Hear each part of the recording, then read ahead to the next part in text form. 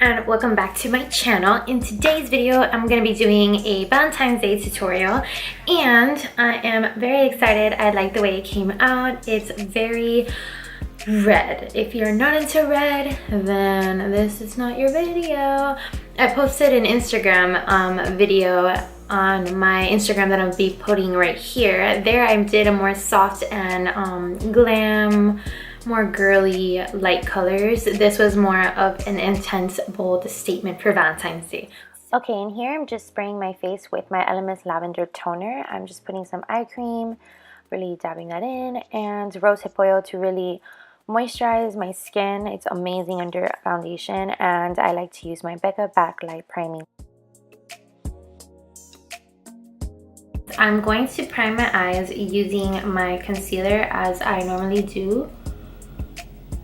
I'm gonna just blend it. Just got this beauty sponge, so it's so clean and it just feels so good. I'm gonna go over it now with a very neutral skin tone color just to really set the base. So today I'm gonna be using the Morphe 350 palette, and I'm gonna be using these really pretty red shades over here. I'm gonna go in with the very top shade here, and I'm just gonna pat it into my lid. Doing this step is really important, especially if you have oily eyelids. I don't, but if you do, it really is gonna lock in that eyeshadow primer and give you a good base. With a more fluffier brush, and this is the Morphe E27 brush. It's one of my favorite blending brushes. If you can't, afford to get a MAC brush that's about $25, then you can definitely get a Morphe brush. This brush is kind of comparable to the MAC 224, but I almost feel like this one is way softer, so this one is a good one to get your hands on. Now I'm getting this soft brown here just to really add it in my crease to create a nice transition shade. This is always important when you're creating a smoky eye, just to help all the other colors blend nicely together. I'm getting a little bit of that white shade, and I'm just popping it on top to kind of blend them both together. Okay, so now as you can see, we're going in with a little deeper color. This is a slightly more orangey color to really build up to that red that we're going to be using. And as a disclaimer, if you have very sensitive eyes, I would not put red eyeshadow on the eye area, because there's something with the dye inside the red eyeshadows that sometimes irritate the eye, so just be careful. Keep that in mind. I have sensitive eyes, but I obviously don't care. I'm just putting this directly into my crease. So now comes the red color. That red color, as you can see, I'm using a more precise brush just to really concentrate this in the crease, and I'm really just placing this on the outer corners and really kind of creating that C shape. And then I'm getting my E27 fluffy blending brush, and I'm going over it, and I'm going to do this pattern a bunch of times to really get a good blend.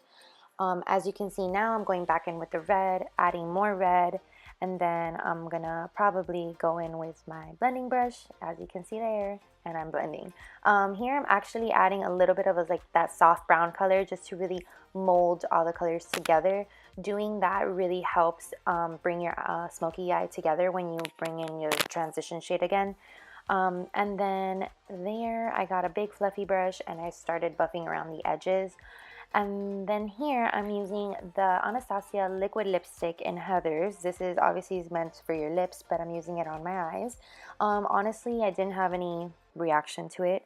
And I'm going in with Red Ochre from the Modern Renaissance palette, and that's like the perfect color to add. I added this after my wing liner because, as you can see, it gives you the perfect guideline as to where you want your darkness to be when you do it after the wing liner. So yeah, right there I'm using a MAC 217 brush, and I'm really just focusing that just in my crease to create a very nice depth in the crease. And then I'm going back in with that soft brown color with my big fluffy brush and blending out. This is a great brush here. It's the MAC 227, and that's a big fluffy one to blend out. Here I'm using the most amazing Stila Magnificent Metals. This one is in the color Rose Gold, and I am blending it out, but you have to work fast with it because I noticed that it dries very fast. So yeah, but that's good. And then now I'm using the red, and I'm really just wanting to pop that into those little outer parts right there, and I'm getting the dark color and kind of blending it all together. It's all about going back and forth and blending these colors. Then I'm going back in with that red because I kind of got it covered a little bit with some of the eyeshadow, and I'm cleaning up my under eye. And here I'm using the Laura Geller black waterproof liner. They're from the Eye Care line. It's just a black one. And this is the new L'Oreal full cover foundation. I like it, but what I notice is that it kind of starts to break up on my forehead area for some reason. But overall, I mean, it's nice. It's nothing that I'm in love with at the moment though. So yeah. And now I'm just adding a little bit of a corrector. This is my Smashbox corrector. As you know, I use this all the time. This is my concealer, my Bare Minerals Complete Serum Coverage Concealer, something like that. And then I'm getting my favorite sponge, which is the Real Techniques blending sponge. This is my favorite. As you can see, the little slant on the sponge really helps you get into those like precise little areas, like underneath the wing.